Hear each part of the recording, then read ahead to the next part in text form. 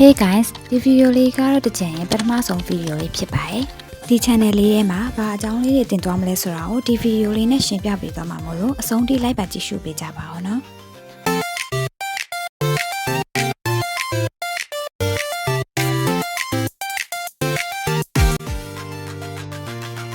ဒီ channel လေးထဲမှာတကြံစိတ်ဝင်စားတဲ့အကြောင်းအရာလေးတွေအထူးသဖြင့်ဝါဒနာပါရာလေးတွေနဲ့တခြား activity လေးတွေကိုပုံမှန်လေးတင်ဆက်ပေးတော့မှာဖြစ်ပါတယ်အဓိကအားဖြင့်ဘာအကြောင်းအရာလေးဖြစ်မလဲဆိုတာကိုဆက်ပြီးတော့ကြည့်လိုက်ကြရအောင်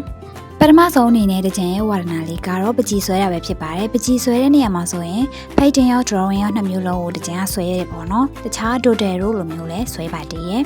drawing ပိုင်းနဲ့ပတ်သက်ပြီးတော့ခဲပကြီးကိုတကြံကအဓိကထားဆွဲပြပါတယ်တခါတလေကြာရင်လည်းစာအုပ်ပေါ်မှာဒူတယ်လေးတွေဆွဲရတယ်စကတ်လေးတွေချစ်တာမျိုးလေးတွေအောက်တော်ထွက်ပြီးတော့စကတ်ချစ်တာမျိုးလေးတွေလည်းရှိရပေါ့နော် painting ပိုင်းမှာကျတော့ water color acrylic စီစေးတွေလိုမျိုး canvas ပေါ်မှာဆွဲတာမျိုးလေးတွေလည်းရှိပါသေးတယ်အောက်တော်ထွက်ပြီးတော့ landscape လေးတွေဆွဲတာလေးပြီးတော့လို့ရှိရင်ရေစင်းနဲ့စကတ်လေးတွေချစ်တာမျိုးလေးတွေလည်းရှိပါတယ်acrylic ကိုသုံးပြီးတော့အင်ဂျီပေါ်မှာအယုတ်လေးတွေဆွဲတာဒိုတယ်လေးတွေဆွဲတာပြီးရင်အုတ်ထုပ်တို့လိုစိုက်ကယ်အုတ်ထုပ်တို့လိုဂီတာတို့လိုမျိုးတွေမှာအဆရှိတဲ့ပစ္စည်းတွေပေါ်မှာပုံလေးတွေဆွဲပါသေးတယ်ဒုတိယအချက်အနေနဲ့တကြံဝါဒနာပါပြီးတော့ယူသွရတာလေးကတော့စာဖတ်ခြင်းပဲဖြစ်ပါတယ်ခမင်းနေ့တိုင်းစားသလိုပဲစာအုပ်လည်းနေ့တိုင်းဖတ်တယ်ပေါ့နော်အလုပ်တွေမှာအားလို့အများကြီးမဖတ်ဖြစ်ပေမဲ့တနေ့ကိုခေါင်းစဉ်2ခုစာပိုင်း2ပိုင်းကတော့တကြံဖတ်ဖြစ်တယ်ပေါ့နော်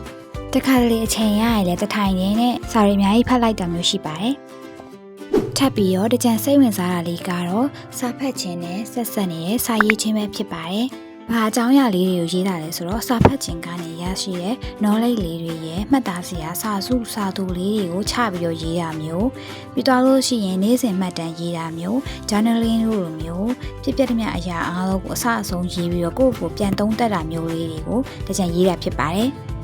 တကြံရဲ့စိတ်ကူးစိတ်တန်လေးတွေ idea လေးတွေပေါ့နော်ပြီးလို့ရှိရင်ပြန်ပြီးတော့ sharing လုပ်ပေးခြင်းတဲ့အရာလေးတွေရဲ့တကြံတိထားတဲ့အရာလေးတွေရဲ့ခေါင်းထဲပေါ်လာတဲ့အကြောင်းအရာလေးတွေပေါ့နော်ဒါတွေကိုတကြံကစာမူလေးတွေအဖြစ်ရေးပြီးတော့နောက်တစ်ချိန်မှာစာအုပ်ထုတ်ဖို့အတွက်ကိုစုဆောင်ထားပါတည်တယ်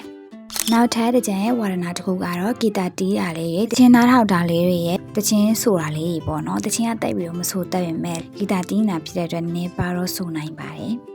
ဂီတာတီးတာကိုဝါဒနာပါတယ်ဆိုရင်မဲ့လေဂီတာကတော့အခုမှစပြီးတော့လေ့ကျင့်ပြစ်တာပေါ့နော်နောက်ပိုင်းမှာဆိုရင်ဂီတာတီးတဲ့ဗီဒီယိုလေးတွေတင်သွားဖို့ရှိပါမယ်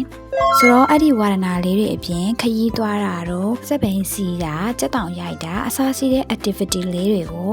ပေါင်းဆက်ပြီးတော့ဖန်တီးတင်ဆက်သွားဖို့ရှိပါတယ်နောက်ပိုင်းမှာလည်းစက်ပိန်နဲ့ခရီးသွားတာလေးတွေအောက်တော့ထွက်ပြီးပကြီးဆွဲတာတွေကိုလည်းတင်သွားပါမယ်နော် vlog နဲ့ပတ်သက်ပြီးတော့ daily vlog တွေ food vlog တွေ